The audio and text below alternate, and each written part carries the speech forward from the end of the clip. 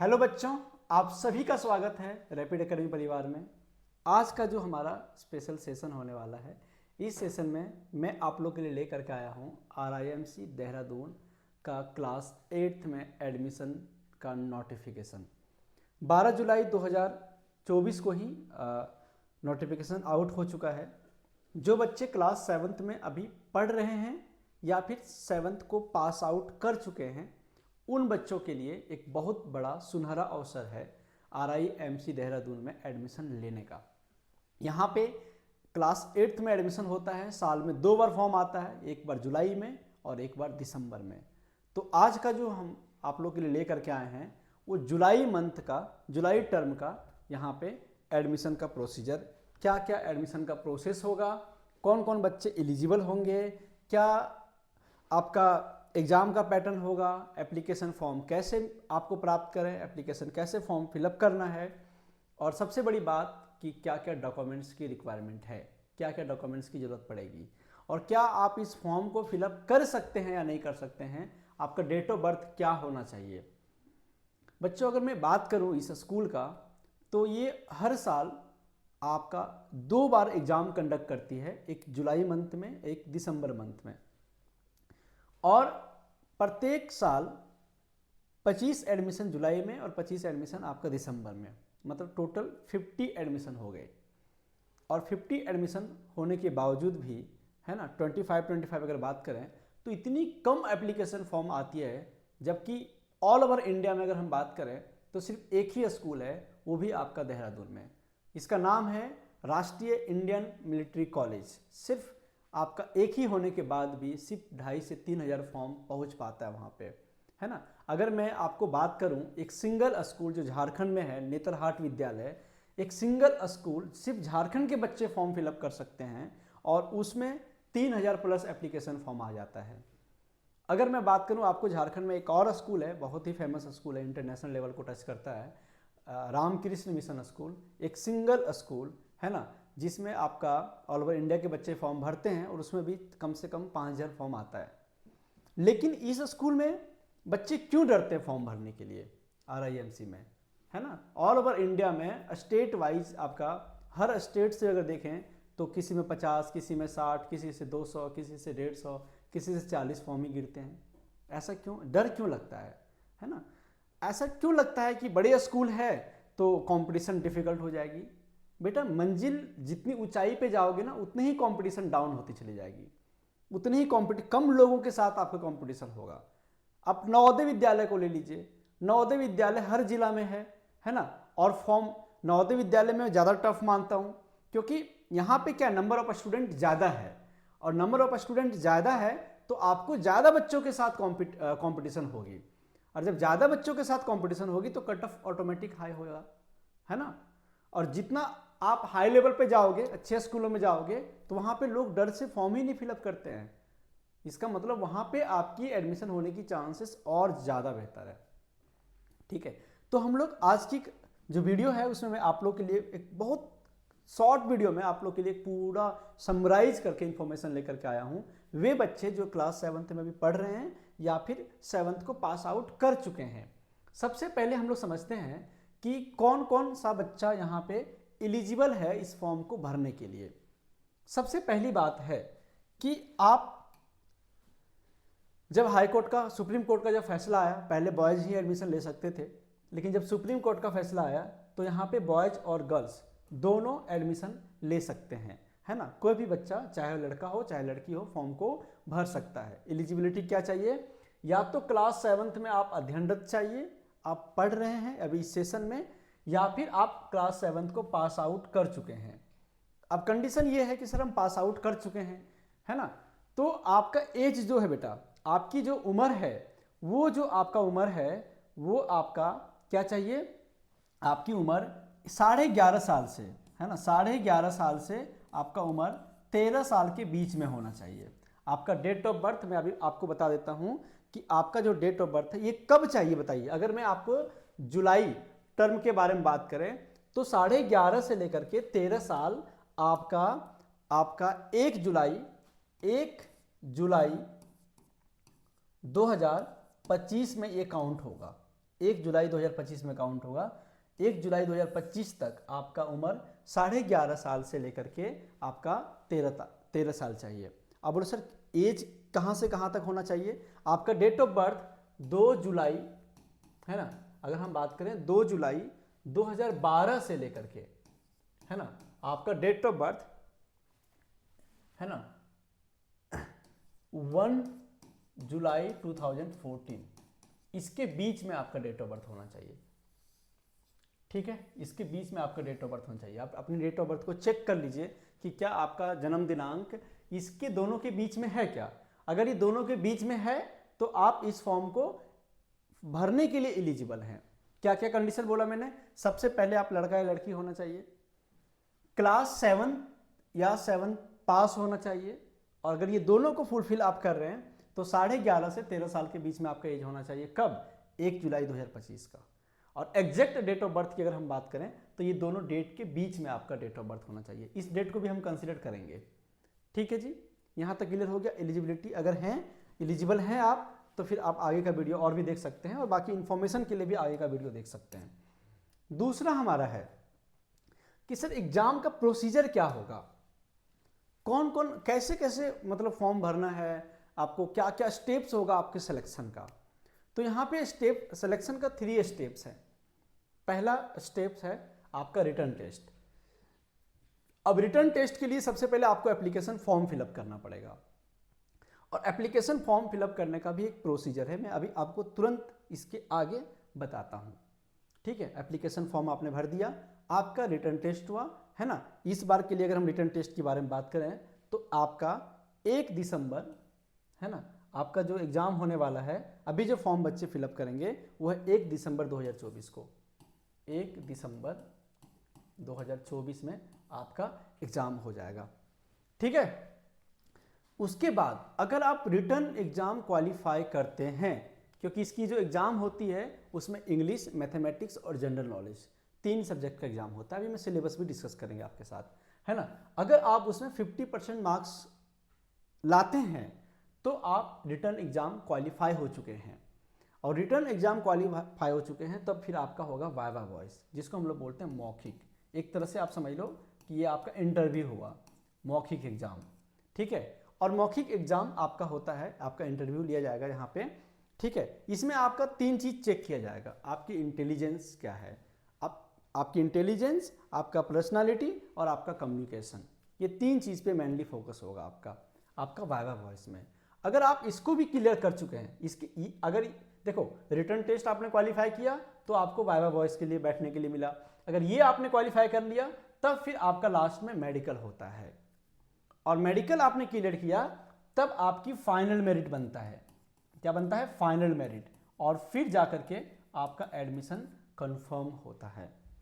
ठीक है, ये आपका एग्जाम मेन प्रोसीजर है। ठीक है, नेक्स्ट एग्जाम का पैटर्न क्या है ना, क्योंकि अगर आपका मन हो रहा होगा फॉर्म भरने का तो एग्जाम का पैटर्न भी आपके लिए जानना बहुत आवश्यक है कि किस किस सब्जेक्ट का एग्जाम होता है। मैंने अभी बोला कि 3 सब्जेक्ट का आपका एग्जाम होता है। एक आपके पास इंग्लिश है, एक मैथमेटिक्स है और एक जनरल नॉलेज है। ठीक है, इंग्लिश का जो पेपर होगा वो आपका 125 नंबर का होगा, 125 मार्क्स का, और आपको जो टाइम मिलेगा वो मिलेगा 12 से 1, रेलवे टाइम है ये, मतलब 1 घंटे का टाइम मिलेगा, 125 नंबर। ओके, है ना। और अगर मैथमेटिक्स के बारे में बात करें तो आपका 200 नंबर का मैथमेटिक्स होगा, रिटर्न एग्जाम होगा। ठीक है, 9:30 से 11, 9:30 से 10, 10 से 11, 1.5 घंटे का एग्जाम आपको 200 नंबर पूरा करना है ना। थोड़ी सी चैलेंज होगी, लेकिन हाँ प्रैक्टिस आप करोगे तो आराम से कर लोगे, बहुत ज़्यादा टफ नहीं है। ठीक है, अब है जनरल नॉलेज, है ना। जनरल नॉलेज का मतलब है कि आपका जीके, सामान्य ज्ञान, और ये आपका 75 नंबर का होगा, है ना। ये देखो आपका देखें तो 2.5 से आपका 4.5 तक, है ना। 2.5 से 4.5 तक मतलब आपका 2 घंटे का पेपर होगा। ठीक है, 2 घंटे का पेपर होगा बेटा, 2 घंटे का एग्जाम यहाँ पे मिलेगा। ठीक है, ये आपका एग्जाम का टाइमिंग है इस बार एग्जाम का।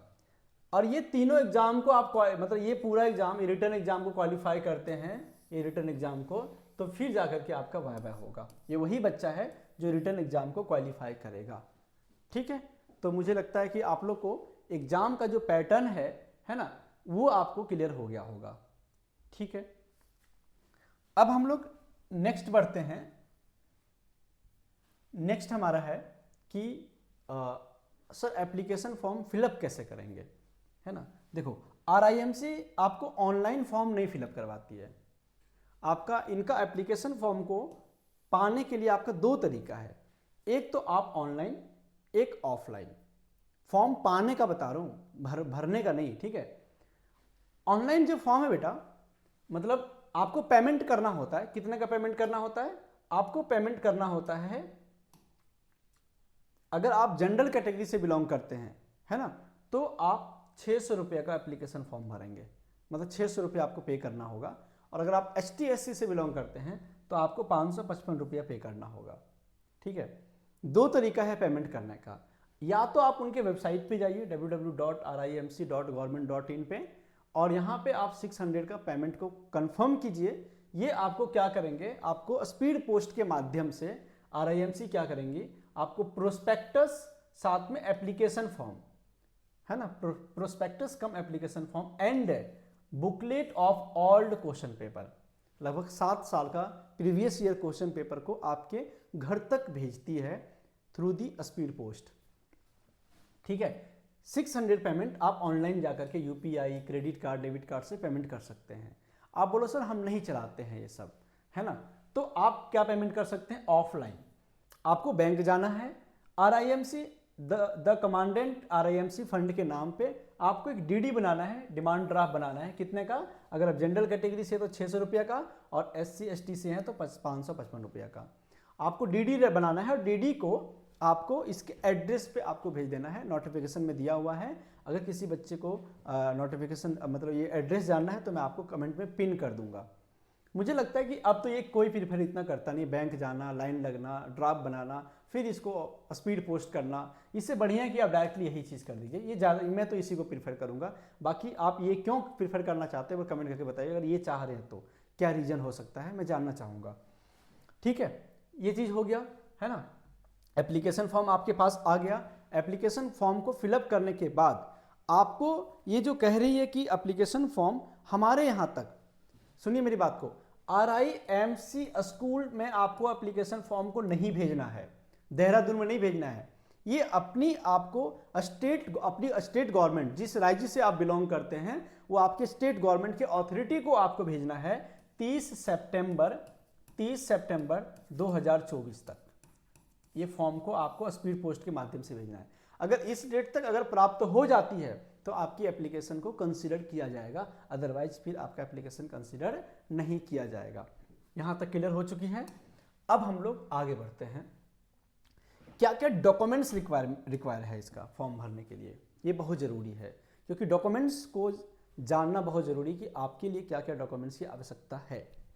अगर मैं डॉक्यूमेंट्स के बारे में बात करूँ बेटा, तो सबसे पहले आपको चाहिए बर्थ सर्टिफिकेट, है ना, जन्म, और जो जन्म प्रमाण पत्र चाहिए। मैंने आपको पहले ही बोला था, अभी डेट ऑफ बर्थ का बताया था कि 2